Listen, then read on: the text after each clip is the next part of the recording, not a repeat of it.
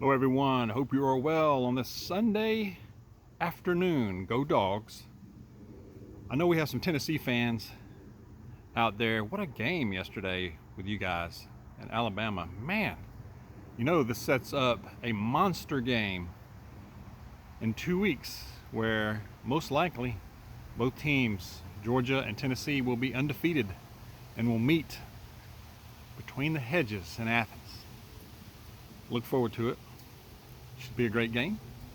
Okay, on with the video. I'm going to talk about a couple of things. I have an important question that I want to ask all of you, get your opinion on. And of course, I have a good uplifting verse for the day, so stay tuned. I'm going to start walking over here though. I'm outside in the back. We've been doing some work out here first part of the day this morning. Most of the morning we were out here. I was doing some landscaping, kind of getting everything ready for winter. Mrs. Dog was working hard in the garden, and she was doing like a fall cleanup kind of thing, and just kind of getting things kind of ready for things to get colder. We are still trying to grow some things. We're still getting some okra. We're still getting trying to get some bush beans. We planted bush beans a while back, trying to get them to go. And we are getting crowder peas. We're getting those peas coming in, so I think that's pretty awesome. I'm going to walk over that way, but we're still working it. We'll see what happens. But yeah, we've been out here most of today, so I probably look pretty ragged right now, so bear with me. I'm going to show, hope y'all can see this. We got some crowder peas coming in right there. We got some crowder peas. A little bee right there. Not a whole lot right now. We've been picking them. Mrs. D was out here just trying to clean it up. The weeds come in pretty quick. Big full okra back there. Okra climbs. And then a while back we had planted some bush beans. Gotten a few, but we keep trying, we keep working it. But we really have gotten a lot of okra. Still getting it. Just slowed down some, but we're still getting that okra and the peas. So it's something. But yeah. Anyway, walk back over here to the shade, back to the back end of the property. I wanted to talk about some financial things. I was reading some articles and zero hedge, some other things, and I was reading one about how the inflationary train is just out of control, and it's going to get more so, and that it's just going to fly off the tracks. The inflationary train is going to fly off the tracks. The Fed has little to no control over this. They're going to keep raising the interest rates to try to put a slowdown on it or brakes on it. I don't think that's going to work so much.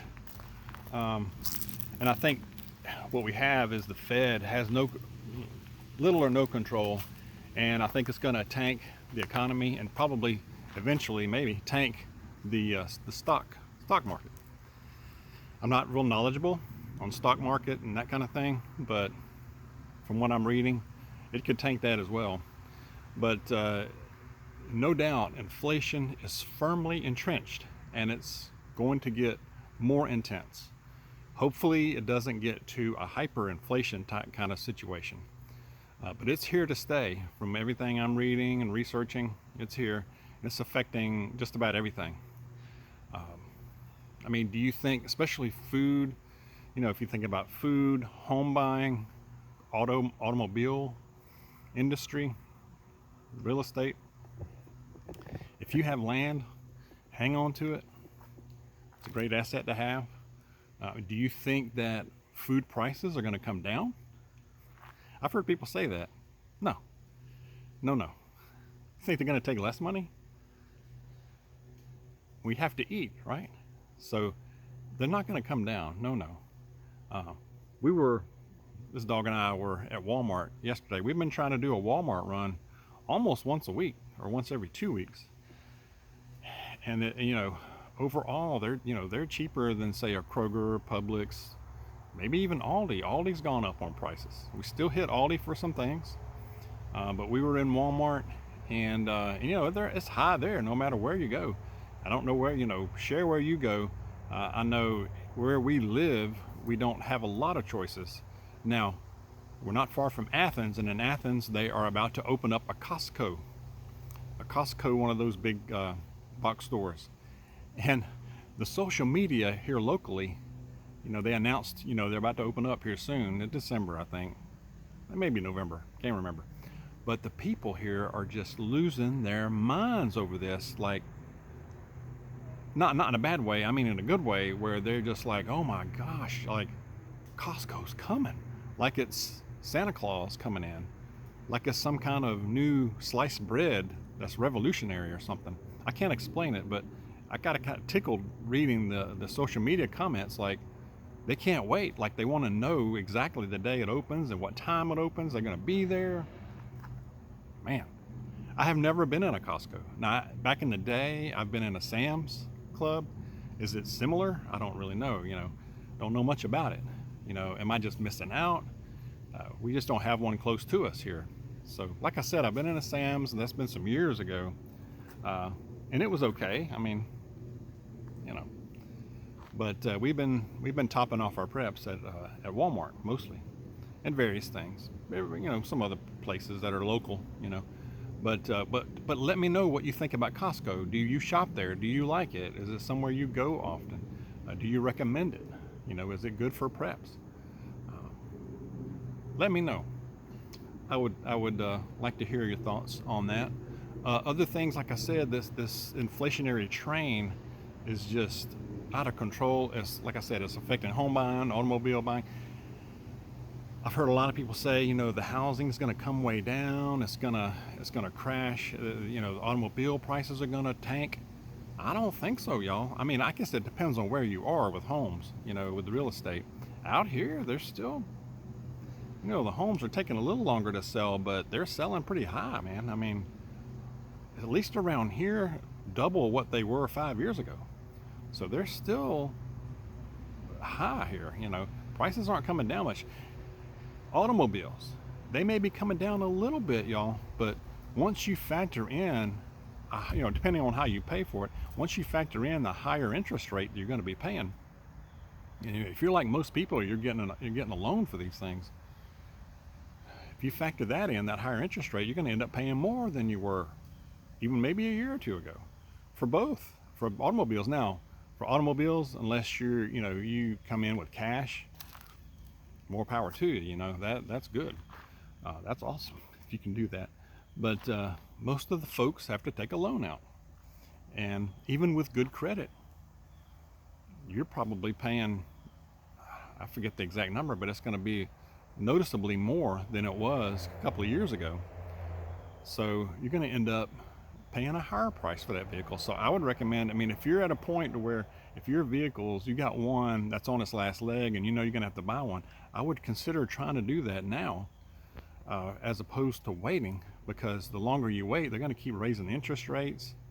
You might end up paying more, So I've had some friends run into that, to where they said they were going to, 6 months ago, they said they're going to wait another year or two.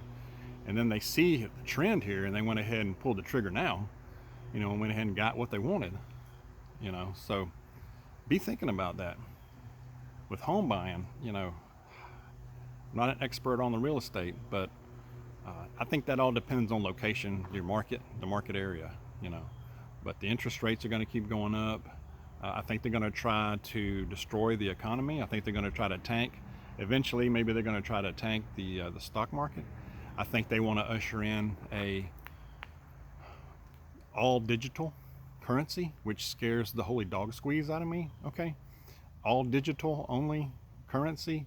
scares me, because if you do away with cash now, especially if it's a quick transfer, I think that would cause a lot of problems on many levels. But just think about it, y'all. Without cash now, and I know a lot of people are going to say, well, dog, we don't use cash anymore anyway. Who does? We pay our bills online, we go to the store, we use a debit card or credit card.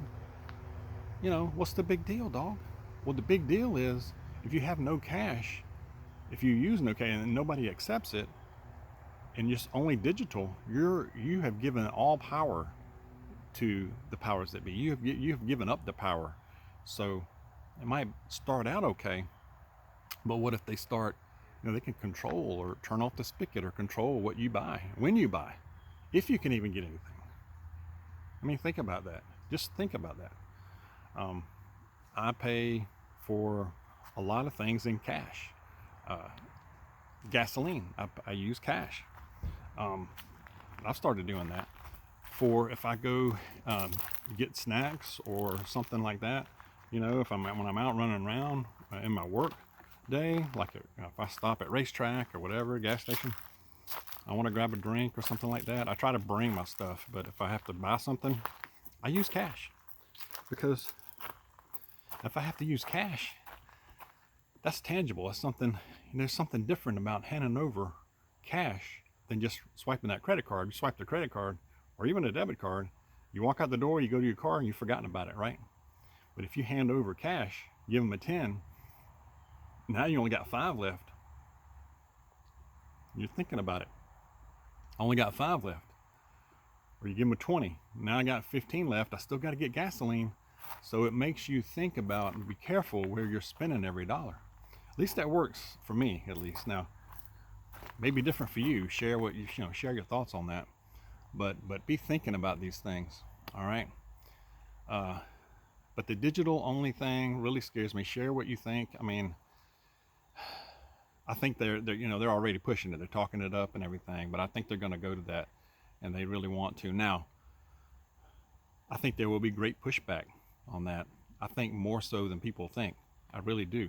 There are large segments of society, heck, including me to a certain point, that run a lot on cash, and we depend on that.